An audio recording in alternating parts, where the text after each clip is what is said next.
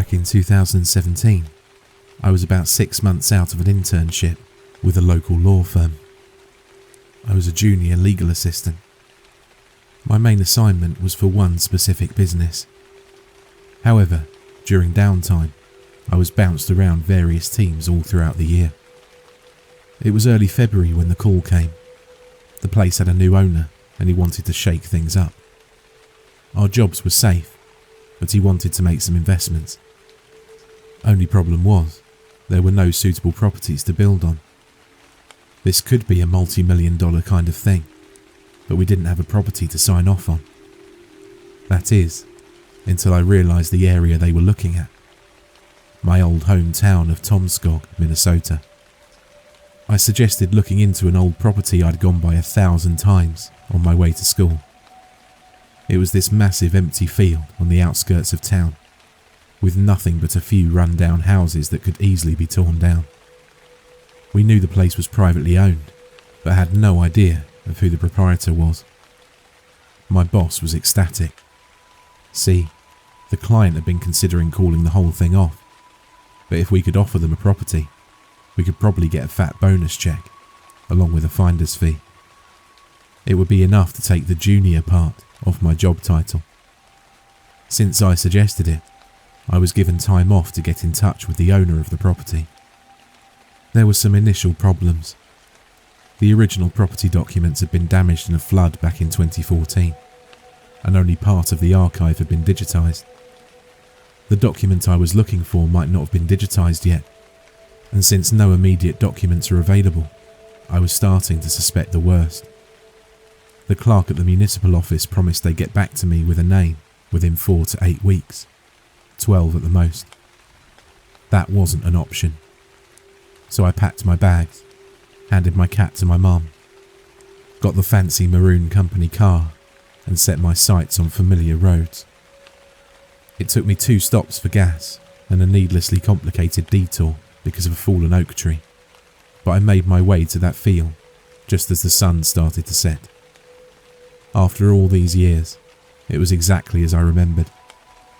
One large empty property, now covered in mud-stained February snow. A run-down barn at the edge of the property, and a small 1-storey log cabin right next door. All roads were overgrown, and there were no discernible paths out there. I considered going back in the morning, but I figured I had some time left. Maybe there was this big plaque with the name of the owner out front.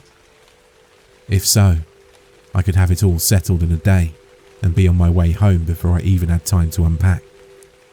It was getting late, and the shadows were growing longer, but I was willing to roll those dice. I double-checked my phone, got a flashlight from the trunk, and locked my car. The snow was deep enough to reach my knees. My fancy shoes felt like paper. The cold went straight through.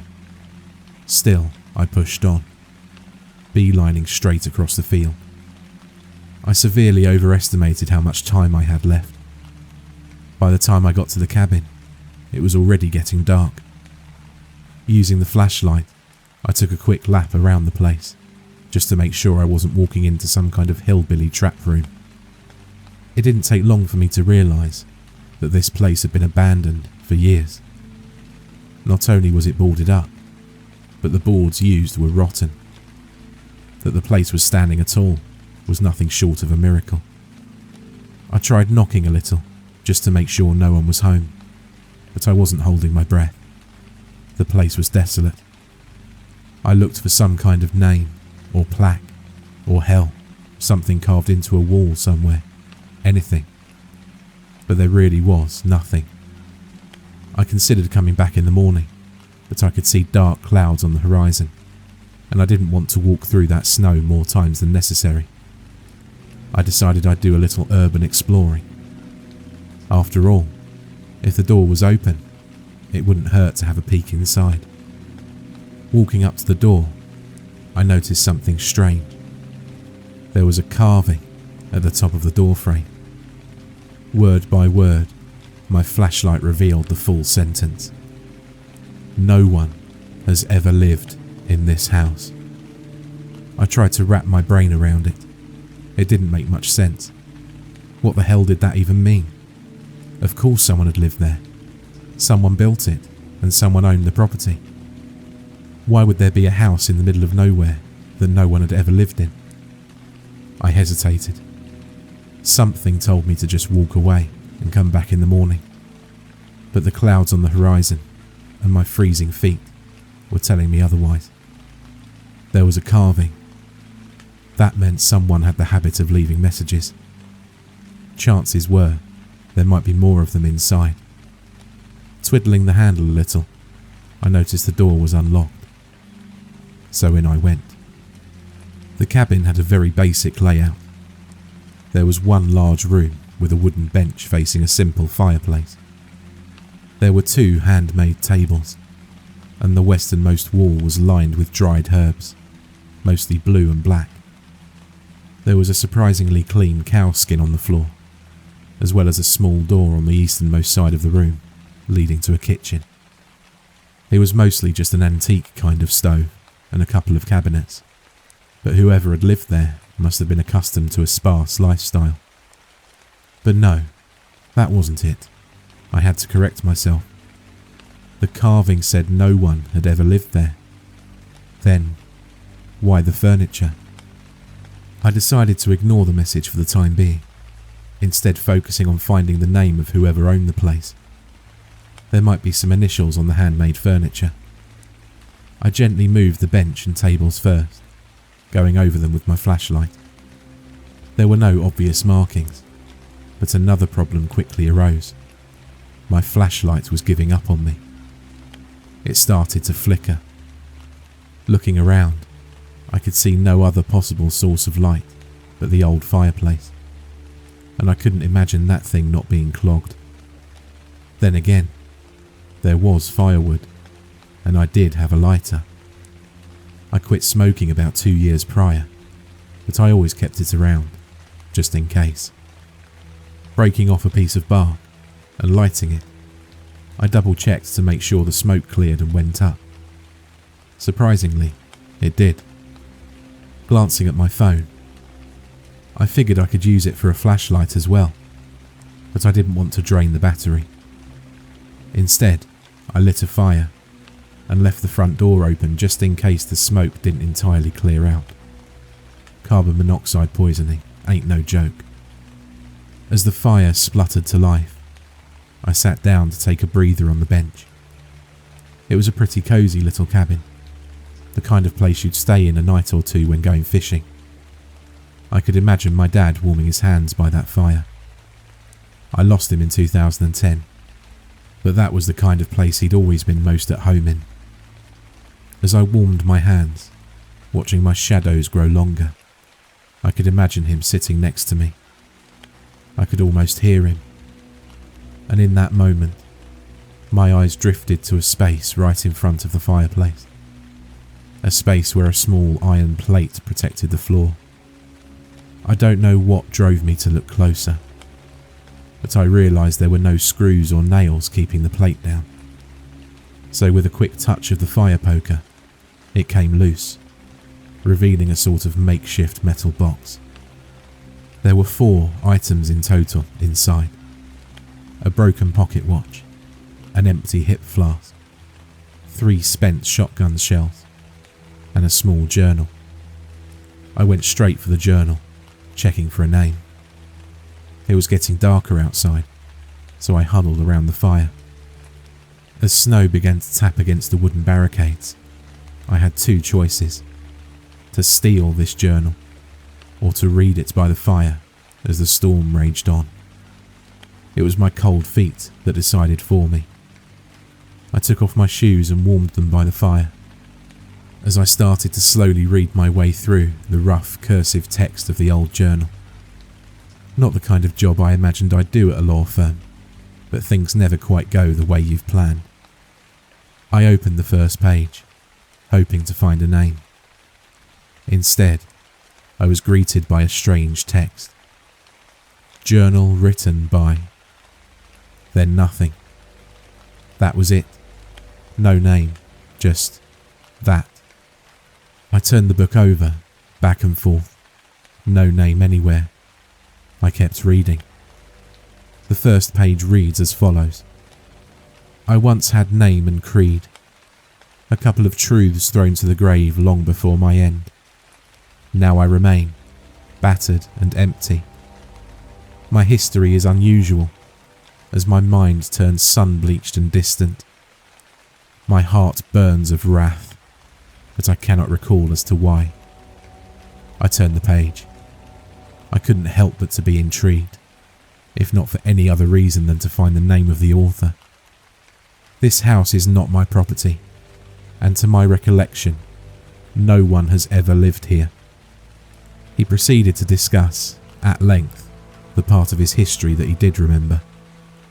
Growing up in Wisconsin, being the son of a shoemaker, little anecdotes of a long life. His first kiss, his first love, his first house. But the further along he tried to remember, the foggier it got. I was starting to think I might never find a name, but I wasn't sure why. At some point, the author recalled something happening. He couldn't explain what, or why, or where, but he could recall something upsetting his routine. Something came to him, and it made him upset. He spoke about putting up barricades, keeping a loaded shotgun at the ready, and locking himself inside for days on end. It might have been here that I made my stand, he wrote. It could be. It should be. But I can't say that it was. He would go on to detail some sort of struggle, but he couldn't picture what it was against. The text was so strangely written. I could tell there were segments, as if written piece by piece, but it was impossible to tell just how much time had passed between them. Even in the journal, the author lamented on large segments of time randomly missing. I couldn't help but to consider the other items in the box, in particular, the spent shotgun shells. The author proceeded to explain how he'd broken the pocket watch, as it had frustrated him. He was losing track of time. He might think 10 minutes had passed, only to realise the entire afternoon was gone. He broke his watch as a reminder that he couldn't trust himself anymore. Maybe I'll remember that, he wrote. Or will the watch unbreak itself? I was disrupted from my read by a sudden noise. Looking up, I could see the fire was going out, but the sound actually came from my phone. Turns out it was my automated time to go to bed alert. I'd been sitting there for 6 hours. That didn't make sense. I stood up, clutching the journal. There was nothing there. The cabin was empty, but I couldn't escape this sudden sense of dread. Like something awful had just happened, but I couldn't say exactly what. Looking down on the journal, I suddenly realised that I felt exactly as described by the author. I felt this unexplainable anxiousness, like that uneasy feeling you get when you feel that someone is watching you, only more palpable. Standing up, with my back to the fireplace, I continued reading. He continued to explain how his flask was empty, but that he couldn't remember drinking from it. He detailed his plans to conceal a few items, along with his journal, for an entire day, just to see if he could remember to retrieve it. But not yet, he lamented. There are trespasses to deal with. This was where the spent shells came into play. The author revealed how he'd found a group of strange trespassers. He'd taken them all out with his shotgun. He wrote in detail about shooting 3 times, but that he couldn't remember anything about them. Men, women or children, there was no way to tell. I buried them by the barn, he detailed. It seemed like the right thing to do. Why am I crying? As the journal neared its end, the author tried to summarise his remaining thoughts. Something came to him, wherever he was. It did something, and as a result, everything was destroyed. He was devastated, but couldn't even remember why. It was like muscle memory. Something in his body was remembering the sadness. "I inscribe upon this door," he wrote, "that no one has ever lived here. I do not recall this place or anyone living here. It serves as a warning and as a reminder that this is not my home." And with the final page, the author documented putting it all in a sort of hidden lockbox in front of the fire. He would do so for one day to see if he could remember retrieving it. Evidently, he couldn't. With the final words on the final page, he gave one last piece of insight, perhaps in a moment of clarity. "It started when I lit the fire," he wrote. "Everything turned worse after I lit the fire." Looking back at the fireplace and the sputtering logs, I slowly came to the realization of what kind of situation I'd put myself in. I had accidentally followed the footsteps of a man who used to be in that cabin. A man that might have owned it, but couldn't even remember it. Or who knows, maybe he was just passing by. I decided to take my chances and just leave. I brought the journal along, opened the door, and prepared to brave the weather. But something happened right there and then. Something made me stop, and I just stood there. I stood there long enough for my hands to turn blue, and I only snapped out of it when a snowflake hit my eye. I wasn't alone. There was something there, and it was doing something to me. I had rung the damn dinner bell. Thinking about it, it feels a bit like being eaten alive. Not physically, but the same feeling remains. This heedless consumption. Something taking an intimate part of what makes you into you and tearing it away. That's what I still remember. That's what it feels like. But it's hard to explain something I can't remember. It feels like a void in your mind, but you have this instinct to fill it with something bad. Like watching a scary movie and knowing something horrifying is about to pop up. Every time I think about it, trying to picture it in my mind, I get that same feeling. Sometimes my mind fills it as a sort of organic darkness, roughly shaped as a person. Other times, it's just some guy. It changes whenever I look back at it, because there's nothing there for me to remember, so my mind fills in the blanks. But who's to say that all those blanks are false? I turned around and realised I'd been exposed to this thing. It was doing something to me, and it was bad enough to make me run head first into the dark. Looking back at this, all I really remember feeling was that immense panic. A prey reflex, like trying to escape a wild animal. I ended up in the old barn, where I hid behind a mound of debris next to one of the collapsed walls. My fingers were freezing, but I was going to call for help, no matter what. Only problem was, I couldn't remember the code to unlock the phone.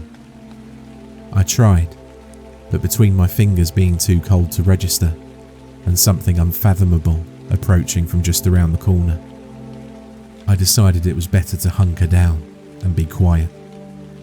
Because, while I can't remember anything about the physical features of it, I remember thinking it wasn't very perceptive for some reason. It passed me by, but I couldn't make any sounds without revealing my position. Calling for help was out of the question. Instead, I turned my attention back to the journal. My lock screen had a bright picture blurred in the background, allowing me to use it as a makeshift mini flashlight of sorts. For some reason, I wasn't afraid that the creature would spot me visually. Perhaps it didn't have eyes. I turned the pages back and forth, looking for a particular segment. There was something about the weapon the author had used to deal with the intruders that left me wondering. But I could barely make out anything in that journal. Between my pounding heart, my freezing hands, and the strange thing lurking about, I couldn't make heads or tails of the damned cursive text. I can't remember what kind of sounds the creature made, but I can remember the sounds the environment made when it passed. I remember wood splintering as something climbed the walls. I remember creaking wood from a sudden weight coming down. I remember a door splintering as it was torn from its hinges. Finally, I found the page I was looking for.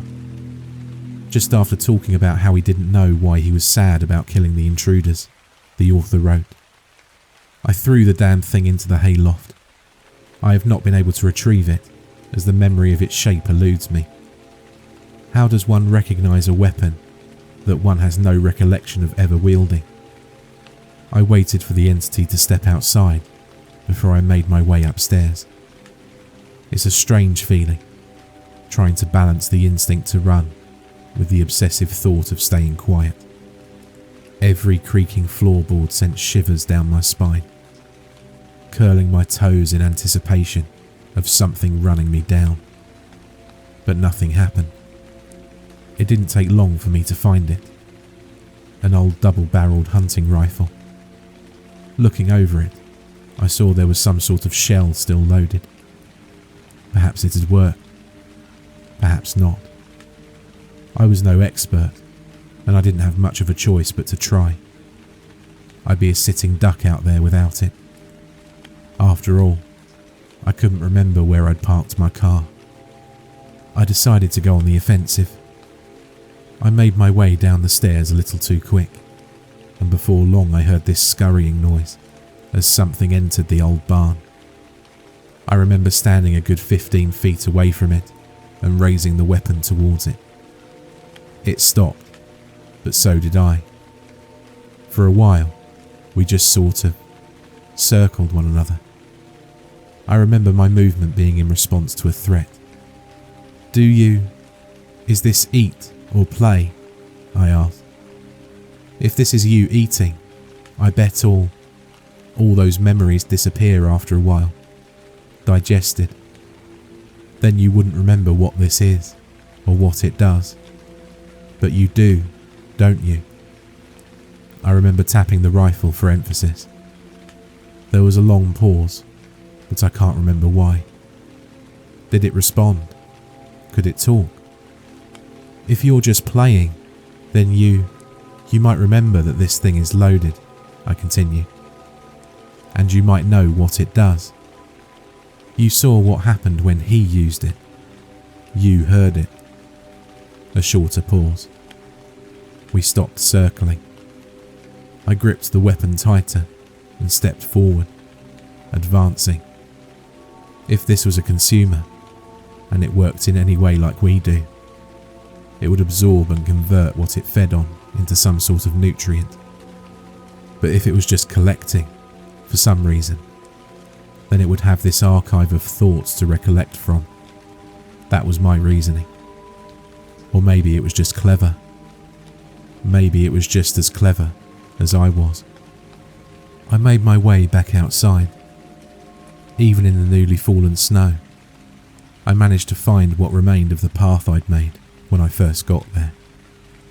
I walked backwards down the path, my rifle steadily aimed at something.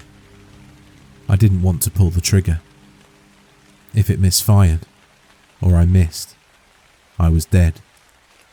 Just having the means of defending myself was enough to keep it away. For now. I think it had left some sort of toxin in me. Despite not being anywhere near me, I still felt the effects of it.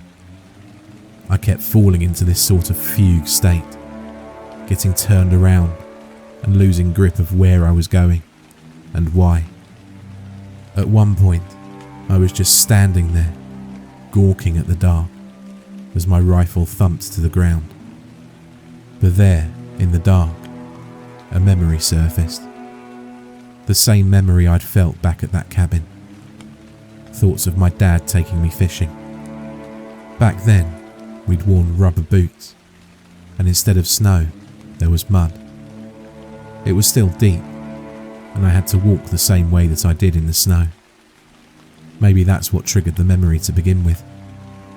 I tried to keep that image in my head, the anticipation as we gathered our bait, learning how to tie a proper knot, getting the correct measurements for the distance between the hook, the weight and the bobber.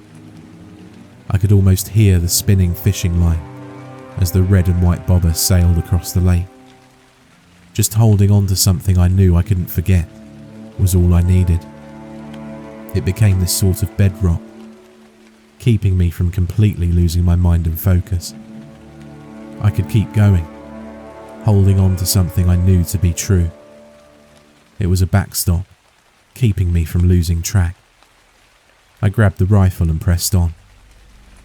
As I did, I remember something rustling the nearby trees, retreating into the woods. By the time I made it back to my car, the toxin had completely taken hold of me. At that point, I had little to nothing to hold on to, but for a few cherished memories. I crawled into my car, locked all the doors, and tucked myself into a fetal position in the back seat, still clutching the rifle. My body didn't know how to react. I was hot, cold, wide awake and deeply unconscious, all seemingly at random. I would lose my sense of object permanence, bobbing my head back and forth, completely forgetting what I was doing and what was even happening. At one point, something made the passenger door creak. Maybe someone tried to open it. Luckily, all doors were locked and I had the keys. I remember laying in the back of the car, raising the rifle. Then there was a pause, a long one. Something made me shake my head. It made me angry and afraid, very afraid. It left me with this sense of a rabbit being stared down by a pack of wolves. I had something it wanted, something it deeply valued. Again, this creature is just this, nothingness. I can't recall what it looked like, or if it was even a physical being.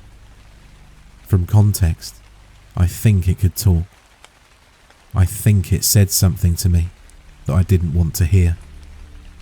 And to this day, when I think of it, my mind just conjures these otherworldly horrors. Teeth, skin, claws. But I didn't lower my rifle, not for a second. I didn't try my luck, and I didn't challenge fate. And by the time the sun rose, it was gone. And with it went the sweats, the confusion, and much of the memory voids. First thing I did was check the shotgun shell. Turns out it was already spent, empty.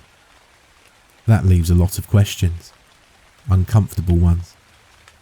If that thing was just collecting, it would have known that I couldn't hurt it. If it knew that, why'd it let me go? Did I trade it something? How would I even know? But if it was just feeding, then how'd it know to stay away from the rifle? I've managed to put this story together piece by piece. Some of my memories are still a bit touch and go, but this is the most complete retelling I can make. I've tried to fill in as many blanks as I can, but it's hard. I kept the journal. I think I still have it somewhere. I showed it to my boss, but it was a weak comfort. The client eventually ended up choosing another site, leaving us in an awful position. Needless to say, that trip didn't get me promoted. That happened years later. Yeah, I still work there. Same firm. I get the feeling that this thing didn't just make people forget things. It made people be forgotten too. Despite all my efforts, not a single person I've met or talked to can remember anyone ever hearing anything about the people who used to live here. Even the cleric at the municipal office kept forgetting I'd even made the request to inquire about the land to begin with. That might have just been laziness though. But I get this feeling that I'm missing something. Even though I've wrapped my head around most of this, and most of what happened out there I often get the feeling that I lost something. In those moments, when everything in the world feels uncertain and half true, I look back at that day with my dad. I listen to the spinning of the fishing line.